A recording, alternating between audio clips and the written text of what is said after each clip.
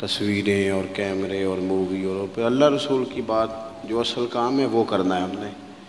یہ وقت کی ایک ضرورت ہے. اب بعض اوقات بعض چیزیں مجبوری بھی ہیں، ہمارا تو بس نہیں چلتا، ورنہ کبھی ان چیزوں کے قریب نہ جائیں، ان سے مکمل بچ جائیں. آپ مہربانی کریں میری تھوڑی سی بات سنیں. اب تو کسی وقت منت کرنی پڑتی ہے کہ چل یار موبائل نہ تک لے، میری گل سن لے، تو منت کرنی پڑتی. یہ حال ہو گیا ہے. اور فوٹو ضروری ہے. کوئی گرتا ہے تو گر جائے، چوٹ لگتی ہے تو لگ جائے، فوٹو رہ گئی تو پھر پتہ نہیں کیا ہو جائے گا. اللہ آپ کو سلامت رکھے. اس کو دماغ پہ نہ سوار کریں فوٹو کو. ضرورت کے لیے کوئی چیز ہو تو اتنی کافی ہوتی ہے جتنی اس کی ضرورت ہے. میری بات کی سمجھ آ رہی؟ ہم تو کسی بھائی کے لیے دعا کرنے آئے ہیں، اسی تے اللہ دا ترلا مارنا ہے کہ یا اللہ جڑا چلا گیا وہ دی بخشش فرما. لیکن اس کے لیے تو یہ تھا کہ ہم وضو کرتے، سر پہ کوئی ٹوپی رکھتے، کوئی تسبیح پڑھتے، کوئی وظائف پڑھتے، ان کو جمع کرتے اور اصالہ ثواب کرتے. بیٹھ جاؤ جی. لیکن ہم جو ہیں ہم تو کسی اور موڈ میں. تو مہربانی کریں تھوڑی سی توجہ دیں تاکہ کچھ باتیں دین کی آپ کے ساتھ ہو سکیں. عزیز دوستو، اللہ تعالیٰ نے انسان کو بڑی قیمتی زندگی دی ہے، اور ایک بندہ دنیا میں آتا ہے، وقت گزارتا ہے، لمبا ٹائم اسے ملتا ہے، پھر وہ دکھ بھی کئی دیکھتا ہے زندگی میں، کئی دشوار گزار گھاٹیوں سے وہ گزرتا ہے، پھر اس کا انتقال ہو جاتا ہے، دنیا سے چلا جاتا ہے. اب یہ سارا معاملہ کوئی فضول نہیں، معاذ اللہ کوئی محمل نہیں کہ بندہ آیا اتنے دکھ دیکھے اور چلا گیا. اس کا ایک مقصد ہے. اللہ تعالیٰ نے ارشاد فرمایا کہ الذی خلق الموت والحیات لیبلوکم ایکم احسن عملا.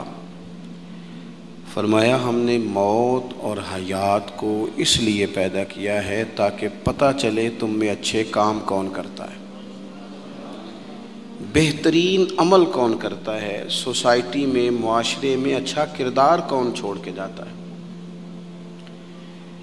یہاں سے جو لوگ سعودی عرب جاتے ہیں ان کا والد قرض اٹھا کے، پلاٹ بیچ کے، یا ماں زیور بیچتی ہے، مجبوری ہے چلو وہاں جائے گا، کوئی کاروبار کر لے گا. لیکن بندہ یہاں سے اتنی مجبوری کے بعد وہاں جائے اور وہاں جا کے وہ بالکل فارغ بیٹھا رہے، تو اس کو ہر آدمی سمجھاتا ہے، اور کچھ لوگ اسے سخت جملوں سے بھی نوازتے ہیں. کہتے ہیں یار اتنی مشکل سے تیرے باپ نے بھیجا ہے، اتنی آرزوؤں کے بعد تیری ماں نے تیرے لیے بندوبست کیا ہے اور تو یہاں فارغ پھر رہا ہے. آپ نے دیکھا ہوگا کہ جو لوگ اسکول کالج میں پڑھتے ہیں اور ماں باپ غریب ہوتے ہیں تو ان کے اساتذہ جب انہیں سمجھاتے ہیں تو ساتھ یہ بھی کہتے ہیں کہ یار دیکھ تیرا ابا کتنی مشکل سے تیرے خرچ پورے کرتا ہے.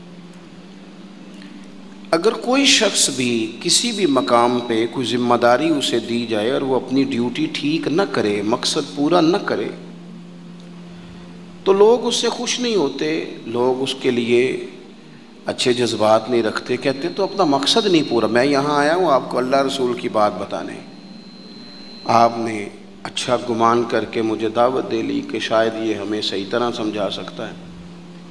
اب میں یہاں آ کے آپ کو اللہ رسول کی بات بتاؤں ہی کوئی نہ، تو آپ کہیں گے میاں آپ کو تو بلایا تھا کہ آپ ہمیں کوئی سمجھا دیں، کوئی نصیحت کر دیں، تو آپ تو ادھر ادھر کی ہانک کے چلے گئے. قبول نہیں کریں گے لوگ. مقصد کو سمجھنا چاہیے.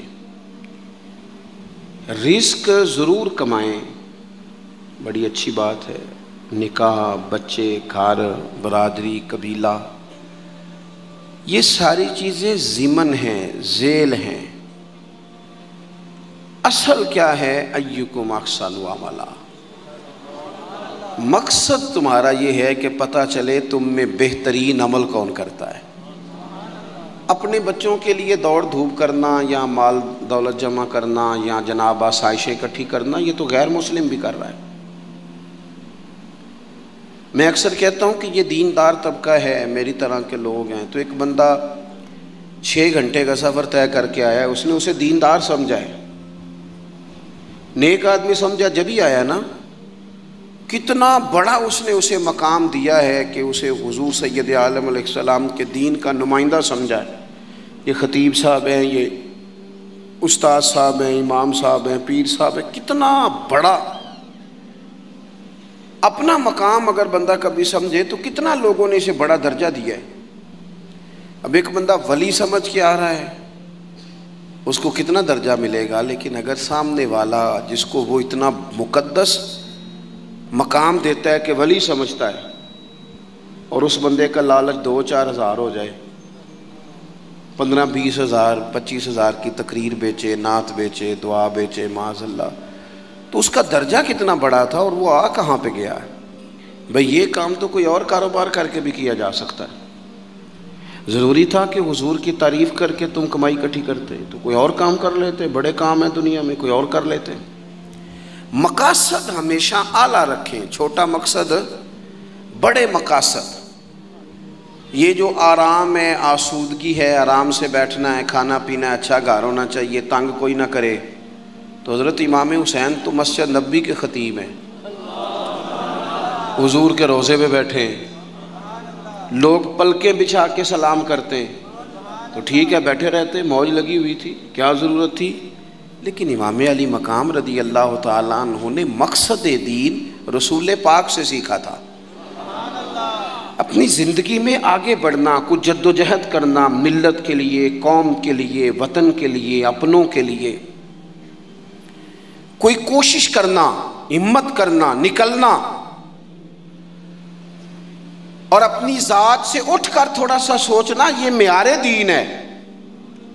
کوئی کام انسان زندگی میں کرے، ہم یہاں تو کچھ کرتے نہیں، اور اگر کرتے بھی ہیں تو وہ کیا ہے بھلا، مرضی کے کپڑے خرید لو، مرضی کے جوتے لے لو، مرضی کا مکان بنا لو۔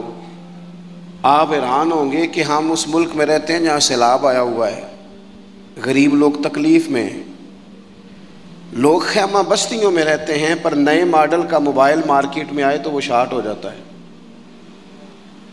ایک طرف لوگوں کو رہنے کو جگہ نہیں، کھانے کو روٹی نہیں، اور دوسری طرف حال یہ ہے کہ لوگ کہہ رہے ہیں جناب گاڑی ہمیں پہلے چاہیے، گاڑی بک کرائیے، وہ پہلے مل جائے، 2-4 لاکھ زیادہ دینا پڑے تو ہم دے دیں گے۔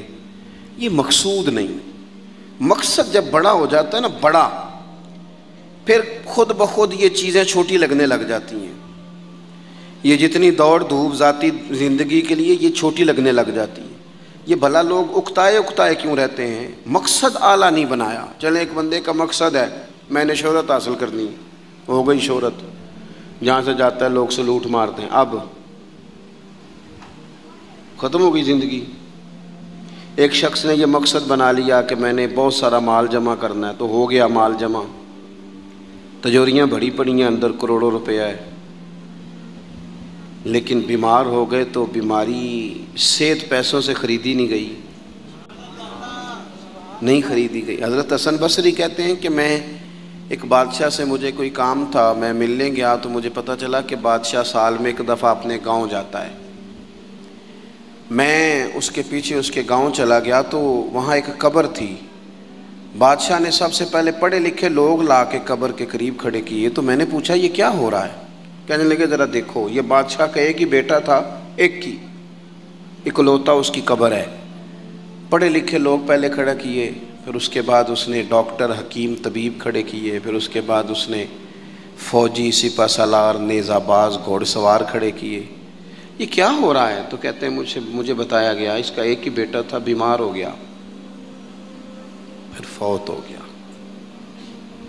بادشاہ سال کے بعد یہاں آ کے کہتا ہے پتر یہ سارے پڑھے لکھے لوگ میں نے تیری قبر پہ کھڑے کیے ہیں ملک کے، اگر علم لڑا کے تجھے بچایا جا سکتا تو شاید میں مرنے نہ دیتا۔ پھر یہ حکیم طبیب یہ سارے کھڑے ہیں، اور بادشاہ کہتا ہے بیٹا اگر یہ ساری ان کی دانائی دے کے تجھے بچایا جا سکتا تو شاید میں تجھے مرنے نہ دیتا۔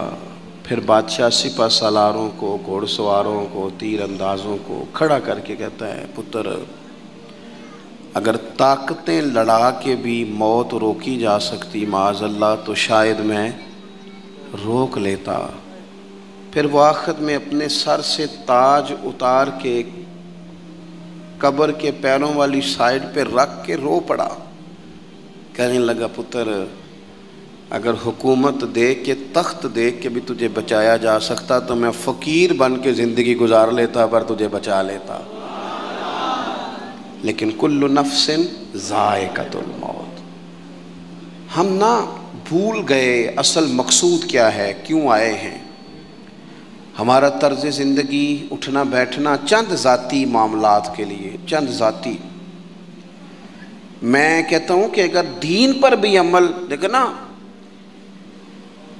وظیفہ پڑھنے سے روزی میں برکت ہوتی ہے، شک کوئی نہیں، صدقہ دینے سے بلائیں دور ہوتی ہیں، شک، بالکل ٹھیک باتیں اپنی جگہ پہ۔ کیا صدقہ رب راضی کرنے کے لیے دینا ہے کہ بلا دور کرنے کے لیے؟ شک کوئی نہیں اس میں کہ آپ اللہ کی راہ میں خیرات کریں گے تو روزی میں برکت ہوگی، تو آج آ کے وہ وظیفہ بھی صرف روزی میں برکت کے لیے ہی پڑھنا ہے؟ وہ جو سب سے بڑی رضا ہے رب کی، دیکھو ضروری نہیں ہوتا۔ میرے حضرت صاحب رحمۃ اللہ علیہ ایک دفعہ بھی میرے گھر نہیں آئے، اور آپ حیران ہوں گے کہ میں سمجھتا ہوں کہ شاید بہتر ہوا، کیونکہ میری اتنی حیثیت نہیں نا، اوقات نہیں نا، میں کو جیتے دل بر سونا، میں کیوں کر اس نو بھاواں، او ویڑے میرے وڑدا نہ ہی پئی لکھ وسیلے پاواں۔ میں سمجھتا ہوں کہ اگر ان کی بات مان لی، ان کے طریقے پہ عمل کر لیا، ان کی کوئی رضا مل گئی اپنے بزرگوں کی، اساتذہ کی، تو یہ زیادہ ضروری کام ہے، یا زیادہ ضروری کام یہ ہے کہ فوٹو ساتھ آ جائے، یا زیادہ ضروری کام یہ ہے کہ وہ کسی جگہ ریکارڈڈ، باقاعدہ ریکارڈڈ میری تعریف کر دیں کہ بلے بلے؟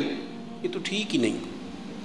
چیزوں کو جب تک ان کی اصل میں نہیں لیا جاتا، اصول میں، اتنی دیر تک معاملات بہتر ہے۔ ہم آئے ہیں دنیا میں بڑے بڑے کام کرنے، ہمیں کوئی کام کرنا چاہیے۔ ہمارا بڑا وقت ضائع ہوتا ہے، کوئی مقصد نہیں ہمارا فضول خوش گپیوں کا، لیکن مار رہے ہیں گپے، کوئی مقصود نہیں، پھٹے پہ بیٹھے ہیں، چوک پہ بیٹھے ہیں۔ ایک ڈھیر سارا طبقہ ہے جو کہتا ہے میں بور ہو رہا ہوں، تو میں اکثر کہتا ہوں کہ بور ہونے کے لیے بھی تو ٹائم چاہیے نا، ہمیں ملتا ہی نہیں، بور ہونے کا بھی نہیں ٹائم ملتا، کیسے ہو، ٹائم ہی کوئی نہیں۔ بیمار ہونے کا نہیں ملتا، رات کو طبیعت خراب ہو گئی تھی، یہ گلا سارا، مسلسل کئی دنوں سے سفر میں ہوں، تو صبح کوشش کی، اپنے آپ کو ہمت دلائی، مسلسل میرے خیال ہے آج چوتھا پانچواں دن ہے میں سفر میں ہوں، روز کئی گھنٹے کا سفر، تو میں نے ہمت دلائی اپنے آپ کو۔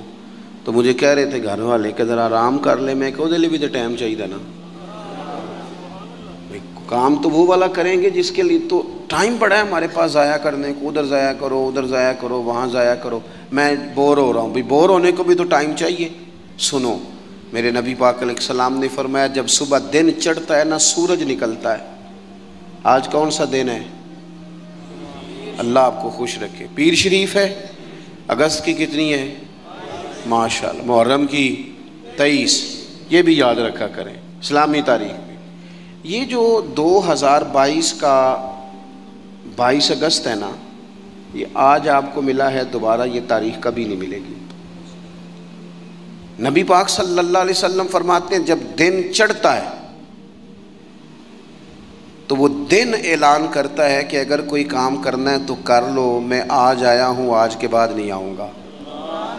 یہ 23 محرم جو اس سال کا ہے یہ دوبارہ کبھی نہیں ملے گا۔ جس نے آج 23 محرم کو ایک سپارہ قرآن پاک کا نہیں نہ پڑھا، یہ دن خالی چلا گیا۔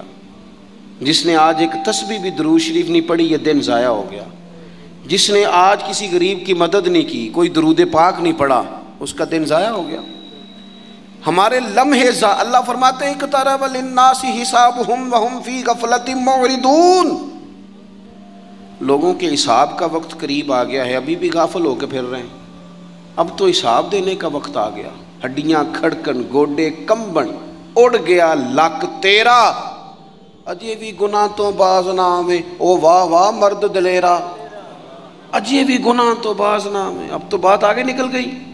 دوستو، مصروف اوقات اور مصروفیت اللہ کے ساتھ، اپنے آپ کو تنہا کرو رسول اللہ کی بارگاہ میں، کچھ وقت مصلی کو، کچھ عبادت کو، کچھ خیر خائی کو، کچھ کوئی خیر کا کام جو ہم سے ہو سکے۔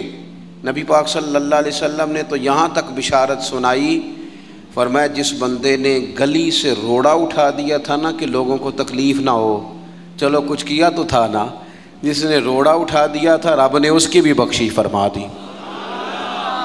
اگر کوئی کام میں عرض کروں جو کام ہم کرتے ہیں نا اسے ذرا صحیح کر کے کرنا شروع کر دیں، صحیح کر کے۔ میں ایک آفس میں تھا، دفتر میں کسی کام کے لیے گیا تھا، تو میں نے اپنے وہ ڈاکومنٹ سارے متعلقہ آدمی کو دیے۔ وہ مجھ سے کہنے لگے کہ ایک فلاں کاغذ آپ کا کم ہے، آپ کو دوبارہ جانا پڑے گا اور اپنے علاقے کی جو آپ کی یونین کونسل ہے وہاں سے فلاں کاغذ آپ بنوائیں گے، پھر آپ کا کام ہو جائے گا۔ تو میں نے کہا ٹھیک ہے، تھوڑی سی بات چیت ہوئی تو مجھے وہ پہچان گئے، کہنے لگے اوہو آپ تو فلانے صاحب ہیں۔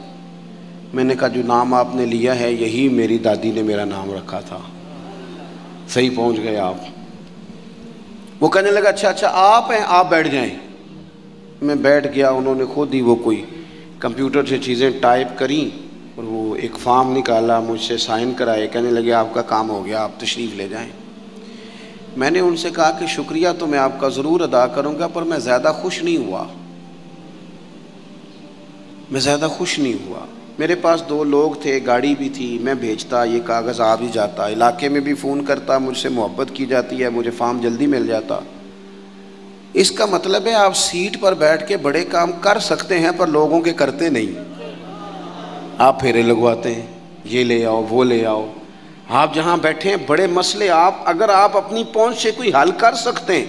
اور پھر میں نے کہا اگر آپ پسند کریں تو میں آپ کو حضور کا ایک فرمان، اگر آپ سمجھنا چاہیں تو غور کرنا چاہیں تو ایک فرمان عرض کروں۔ میرے نبی پاک علیہ السلام نے فرمایا جو بندہ بیواؤں کی مدد کے لیے نکلے، یتیموں کی خدمت کے لیے نکلے، یہ سرکاری ملازم فوت ہو گیا تو بیوی کے لیے بڑی مصیبت نہیں بن جاتی؟ ایک تو دن عدت کے، پھر کاغذ بنوانے، پینشن جاری کرانا، بچوں کے لیے مصیبت نہیں کھڑی ہو جاتی؟ فرمایا جو بندہ بیواؤں کی مدد کے لیے نکلے، یتیموں کی مدد کے لیے نکلے، غریبوں کی خبرگیری کے لیے نکلے، میرے رسول کریم علیہ السلام فرماتے رب اسے اتنا ہی ثواب دے گا جتنا اپنے رستے میں تلوار لے کے جہاد کرنے والے کو ثواب عطا فرماتا ہے۔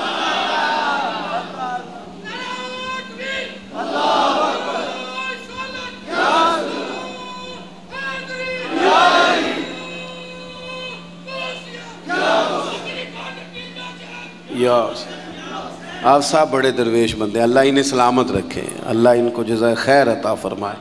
آپ توجہ کریں جی، بس بات میں نے بڑی جلدی ختم کر دینی ہے۔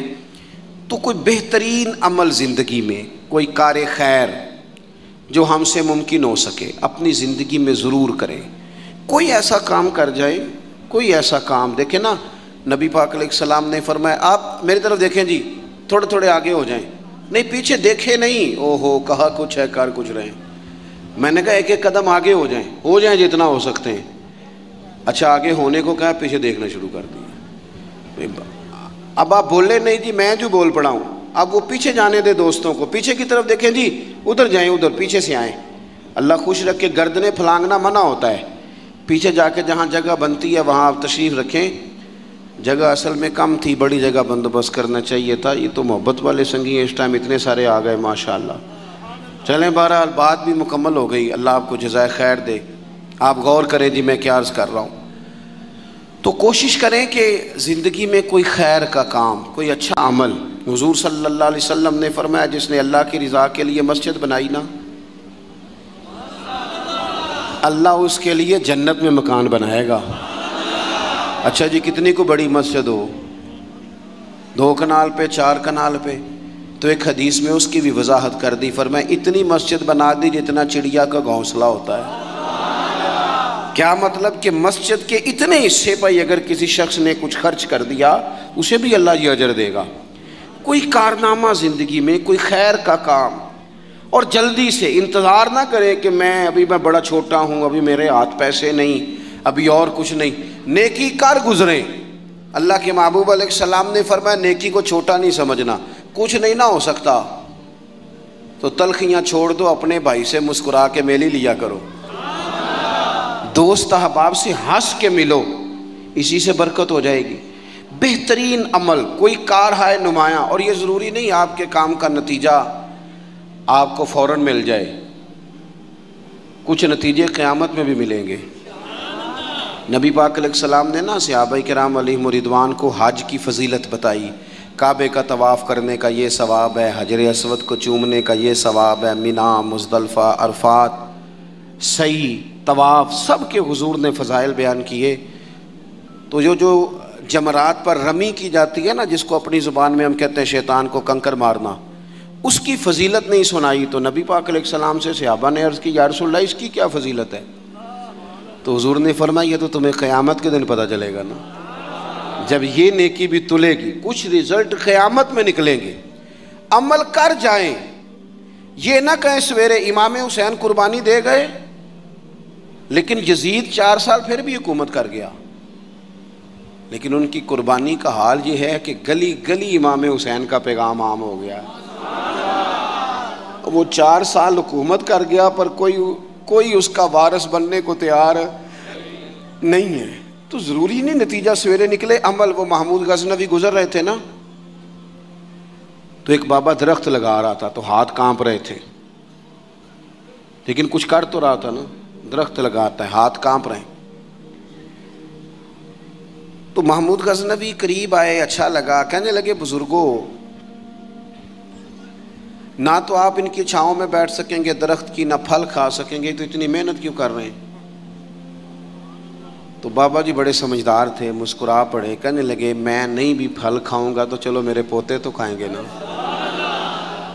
چلو میں نہیں کھاؤں گا، میں نہیں چھاؤں میں بیٹھوں گا تو کوئی مسافر ہی بیٹھ جائے گا، کوئی مجھے خیر ملے گی، مجھے امید ہے اللہ فضل کرے گا۔ محمود بڑا خوش ہوا، انہوں نے ایک اشرفیوں کی تھیلی تحفے میں دے دی، بابا جی رکھ لو۔ تو بابا جی کہنے لگے تو ابھی کہہ رہا تھا تجھے پھل نہیں ملے گا، تو میں نے ابھی لگایا نہیں، پھل اللہ نے پہلے دے دیا ہے۔ رزلٹ تو ملتا ہے، پھل تو ملتا ہے، لیکن ہم کوئی بوٹا لگانے کو تیار ہے، کوئی خیر کا بوٹا، کوئی اچھائی کا درخت، کوئی کام کرنے کو تیار ہی نہیں۔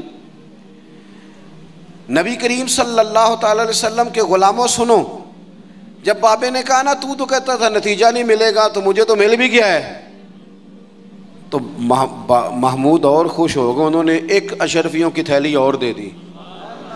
بابا کہنے لگا محمود دیکھ میرے خلوص کی برکت، لوگوں کے باغ میں سال میں 1 دفعہ پھل ہوتا ہے، میرے میں 2 دفعہ ہو گیا ہے۔ اس نے ایک تیسری تھیلی بھی دے دی۔